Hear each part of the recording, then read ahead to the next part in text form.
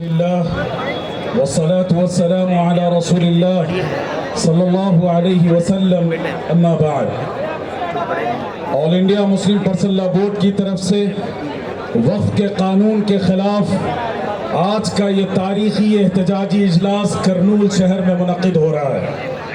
آپ کا یہ شہر اپنی اسلامی روایات کے لیے، دینی اخوت کے لیے، برادران وطن کے ساتھ محبت اور اچھے اخلاق کے لیے جانا جاتا ہے.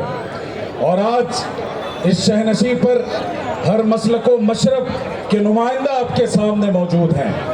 جناب محترم علی جناب اسد الدین اویسی صاحب تشریف رکھتے ہیں، جو آپ کے دلوں کی دھڑکن ہیں اور وہ قائد ہیں جو آپ کے دلوں میں بستے ہیں. میں ان کو اس شعر کے ساتھ آج کے اس اجلاس میں مخاطب کرنا چاہوں گا کہ وہ آئے بزم میں اتنا تو میر نے دیکھا، وہ آئے بزم میں اتنا تو میر نے دیکھا، پھر اس کے بعد چراغوں میں روشنی نہ رہی، پھر اس کے بعد چراغوں میں روشنی نہ رہی. محترم حضرات، آل انڈیا مسلم پرسنل لا بورڈ مسلمانوں کے اتحاد کا ایک عنوان ہے. آل انڈیا مسلم پرسنل لا بورڈ قانون شریعت کے تحفظ کا ہراول دستہ ہے. آل انڈیا مسلم پرسنل لا بورڈ انتشار کے اس دور میں اتحاد کا ایک پیکر ہے. اس لیے پورا ملک اور پورے ملک کے مسلمان مسلم پرسنل لا بورڈ کی قیادت پر یقین رکھتے ہیں، اور آپ کے قانون شریعت کے حفاظت کی یہ جنگ سپریم کورٹ سے لے کر پارلیمنٹ تک اور پارلیمنٹ سے لے کر سڑکوں اور گلیاروں تک پرسنل لا بورڈ آپ کے لیے لڑ رہا ہے. محترم حاضرین، وقف کے اس مسئلے کے بارے میں پرسنل لا بورڈ نے جو نعرہ دیا آپ کو وہ ہے وقف بچاؤ دستور بچاؤ مہم. یعنی ہمارا دو مقصد ہے، ایک طرف ہم قانون وقف کو واپس کرانے کی جدوجہد کریں گے اور اس ملک میں اپنے بزرگوں اور پرکھوں کے ورثے کی حفاظت کریں گے. یہ مسجدیں، یہ درگاہیں، یہ آستانے اور عاشور خانے، یہ قبرستان اور عیدگاہیں تمہارے باپ کی دی ہوئی نہیں ہیں، بلکہ ہمارے پرکھوں نے ہمیں لگی ہمارے لیے چھوڑا. اور یہ آواز یہاں سے اتنی طاقتور ملک کے ایوان اقتدار تک پہنچنی چاہیے اور وہاں بیٹھے ہوئے اندھے، بہرے اور گونگے قائد تک پہنچنی چاہیے کہ مسلمان کسی طرح کمپرومائز کرنے کو تیار نہیں ہے. اور دوسرا ہمارا نعرہ ہے دستور بچاؤ. یہ بڑی خوشی کی بات ہے ایک مسلم کمیونٹی کے ممبر کی حیثیت سے کہ آج اس ملک میں دستور اور کانسٹیٹیوشن کی حفاظت کے لیے سب سے پیش کوئی کمیونٹی ہے تو وہ مسلمان ہیں. اور میں اپنے دستور کی اہمیت کا آپ کو ایک چھوٹا سا اندازہ بتاتا ہوں. آپ یورپ اگر گئے ہو، یورپین کنٹریز کی تاریخ آپ نے دیکھی ہو، وہاں کا کلچر ایک، وہاں کی زبان ایک، وہااں کا دھرم ایک، لوگوں کے طور طریقے ایک. لیکن آپ دیکھیں کہ کتنے سارے ملک یورپ میں بٹے ہوئے ہیں. اس کی وجہ کیا ہے؟ اس کی وجہ یہ ہے کہ ان کے پاس وہ کانسٹیٹیوشن نہیں تھا جو ان کو متحد رکھ سکتا. اس ملک کی خوش قسمتی یہ ہے کہ ہمارے پرکھوں نے قربانی بھی دی اور آہ سحرگاہی میں اس ملک کے اتحاد اور یکجہتی کے لیے دعائیں بھی کی. اور یہی وجہ ہے کہ بابا صاحب امبیڈکر نے جب یہ قانون بنایا تو آپ دیکھیے کہ اس ملک میں کئی 150 کلومیٹر کے فاصلے پر زبانیں بدل جاتی ہیں، مذہب بدل جاتا ہے، لوگوں کے کھان پان کے طریقے بدل جاتے ہیں.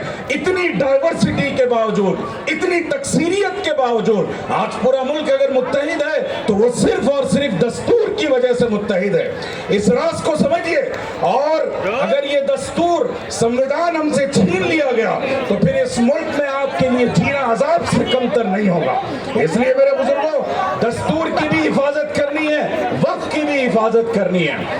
دو باتیں میں آپ کو پیغام دے کر جاتا ہوں. سب سے پہلی بات یہ ہے کہ مسلمانوں متحد رہو. اتحاد میں طاقت ہے، اتحاد میں زندگی ہے، اتحاد سے آپ کا وجود و نمود وابستہ ہے. جب آپ اپنی صفوں کو مسلکوں کے نام پر اور ذات پات کے نام پر، رنگ اور علاقے اور نسل کی بنیاد پر بانٹ دیں گے تو یاد رکھیے گا کہ آپ کی حیثیت خس و خاشاک سے زیادہ نہیں ہوگی. کوئی بھی طوفان آپ کو بہا لے جائے گا. اور دوسری بات یہ ہے کہ اپنے آپ کو متحرک رکھیے، ایکٹیو رکھیے. جتنی ملی جماعتیں آپ کو دعوت دیں گی، آل انڈیا مسلم پرسنل لا بورڈ آپ کو دعوت دے گا گا آپ اس کی آواز پر لبیک کہیے. آج جس طرح بارش کے باوجود موسم کے نامساعد ہونے کے باوجود آپ سب یہاں تشریف فرما ہیں, اس طرح آپ طوفانوں کو یہ پیغام دیں, ملک کے فاسد طاقتوں کو یہ میسج دے دیجئے کہ یہ طوفان اور یہ آندھی ہمارے حوصلوں کو پست نہیں کر سکتی. شاعر نے کہا تھا کہ ہم شکستہ ضرور ہیں, جسم کا انگ انگ ہمارا زخمی ہے, لیکن اس کے باوجود ہم جھک نہیں سکتے اور ہم تمہارے مدعے کو قبول نہیں کر سکتے. اس لیے اپنے آپ کو ایک طرف متحد رکھیے, اپنے ممبر و محراب کو, عوامی پلیٹ فارمز کو اختلاف اور انتشار کی باتوں سے روکنے کی کوشش کیجیے, اور دوسری طرف اپنے آپ کو اتنا متحرک رکھیے. قرآن نے کہا وَأَن لَيْسَ لِلْإِنسَانِ إِلَّا مَا سَعَى, انسان کے لیے اللہ کی طرف سے صرف یہ ذمہ داری دی گئی ہے کہ وہ ایکٹیو رہے, جدوجہد کرے, اسٹرگل کرے, اور رزلٹ اور نتیجہ دینا اللہ کے ہاتھ میں ہے. ہم اور یہ بات پورے ملک کو بتا دیجئے کہ ہماری تقدیر اللہ بناتے ہیں, تمہارے ایوانوں میں نہیں بنائی جاتی. ہمارے مقدر کا فیصلہ اللہ کریں گے, ہم اللہ سے امید رکھتے ہیں, اللہ ہی پر یقین رکھتے ہیں. اس لیے نہ تمہارے ڈرنے سے ڈرے ہیں اور نہ تمہارے دبانے سے ہم دبیں گے. اور شاعر نے کہا تھا کہ اسلام زندہ ہوتا ہے اور کربلا کے بعد. آئیے آج اس کربلا کے بہار اور موسم میں اٹھ کھڑے ہوئیے اتحاد کے ساتھ اور تحریک کے ساتھ, اور عہد کر لیجئے کہ اپنے اسلام اور قانون شریعت پر ایک بالش بھی ہم کمپرمائز کرنے کو تیار نہیں ہیں. ھذا صلی اللہ علیہ سیدنا محمد وبارک وسلم. جناب زبیر طہا صاحب سے گزارش ہے کہ صدر عالمیہ مسلم